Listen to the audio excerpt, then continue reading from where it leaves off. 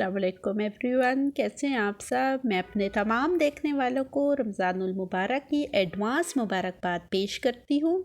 रमज़ानुल मुबारक की आमद आमद है और हम सब ख़वातीन रमज़ान से पहले ही अपने घरों की, अपने किचन की डीप क्लीनिंग में लगी हुई हैं। रमज़ान मील प्री प्रिपरेशंस में लगी हुई हैं ताकि हम रमज़ान का महीना फ़ारिग होकर अच्छी तरह इबादत में गुजार सकें, क्योंकि हम सब जानते हैं कि रमज़ान में इबादत का सवाब डबल हो जाता है। इसलिए घर के झंझट, पकाने के झंझट अगर हमारे ऊपर कम होंगे तो फिर क्या होगा, हम अच्छी तरह इबादत में अपना वक्त गुजार सकेंगे।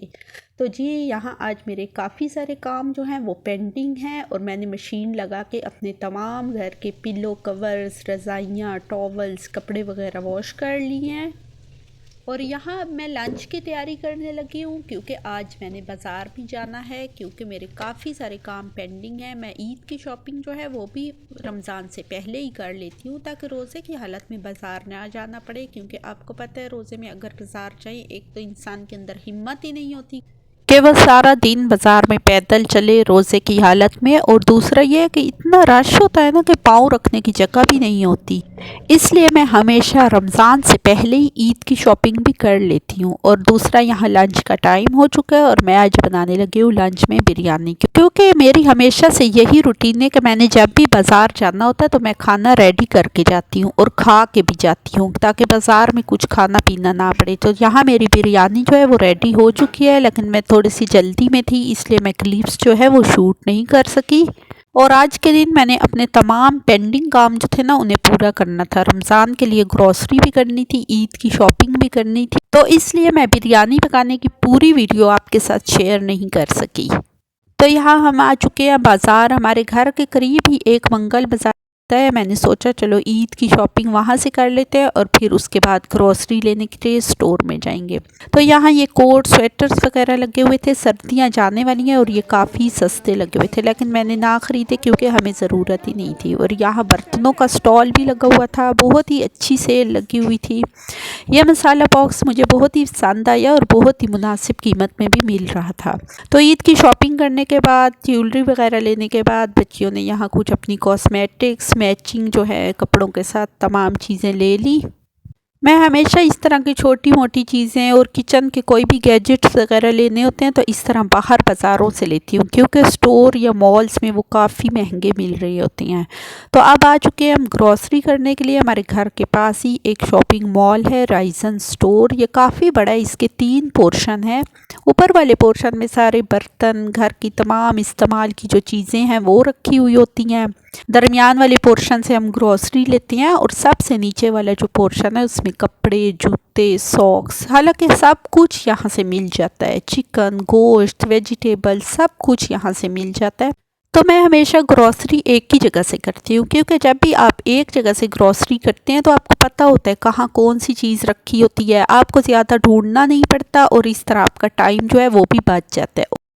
तो मैं यहाँ कुछ बर्तन देख रही थी, बहुत ही प्यारी प्यारे बर्तन जो हैं वो लगे हुए थे। छोटी छोटी कटोरियाँ और चमचे वगैरह भी थे, सारा कुछ बहुत ही प्यारा लगा हुआ था। लेकिन ये इतने महंगे लगे हुए थे ना कि मैंने कोई भी चीज़ ना, ये तमाम चीज़ें जो यहाँ लगी हुई हैं वहाँ मंगल बाज़ार में भी ये तमाम चीज़ें थी सेम की सेम, लेकिन बस इस तरतीब से नहीं रखी हुई थी, वैसे ही डब्बों में ऊपर नीचे पड़ी थी।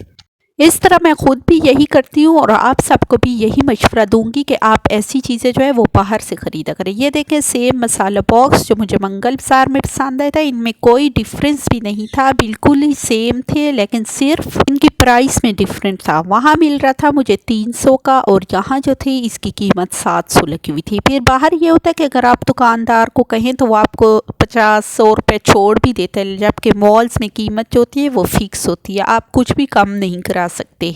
जितनी कीमत लिखी हुई होती है आपको उतनी पे करनी पड़ती है। तो इस तरह मैं हमेशा यही प्रेफर करती हूँ कि इस तरह की किचन की चीज़ें, छोटे मोटे बर्तन जो हैं वो बाहर से ही ख़रीदूँ।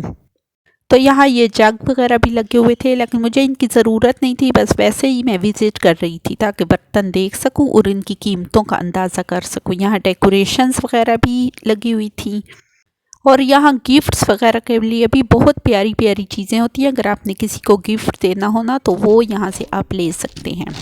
अच्छा जी, तो घर आ गए हैं। अब हमने क्या किया लिया मैं आपके साथ भी थोड़ा सा शेयर कर लेती हूँ। ये एक स्वेटर जो है मुझे बहुत ही पसंद आया था। ये ईद के कपड़े हैं जो बच्चियों के लिए मैंने लिए थे और इन्हें मैं खुद ही स्टिच करूँगी। और मैं इनके साथ लगाने के लिए तमाम लेस वगैरह और गोटा वगैरह जो था ना वो सारा कुछ ले आई का, ताकि मुझे रमज़ान में दोबारा बाज़ार ना जाना पड़े। यहाँ ये स्वेटर, इसका कलर मुझे बहुत ही प्यारा लगा, मैं ले आई। अभी ज़रूरत तो नहीं थी, गर्मी आ चुकी है, लेकिन चलो अगले साल काम आ जाएगा। तो मैं तमाम चीज़ें जो हैं वो अपनी ज़रूरत की ले आई थी, ताकि मुझे रोज़े की हालत में बाज़ार ना जाना पड़े और मैं बाहर जाने से जो है वो बच जाऊँ। आपको पता है रमज़ान में इतना टाइम भी नहीं होता कि इंसान बाहर जाए, और फिर रोज़े की हालत में ज़रा इतनी हिम्मत भी नहीं होती कि बाहर जाएं और शॉपिंग करके आएँ।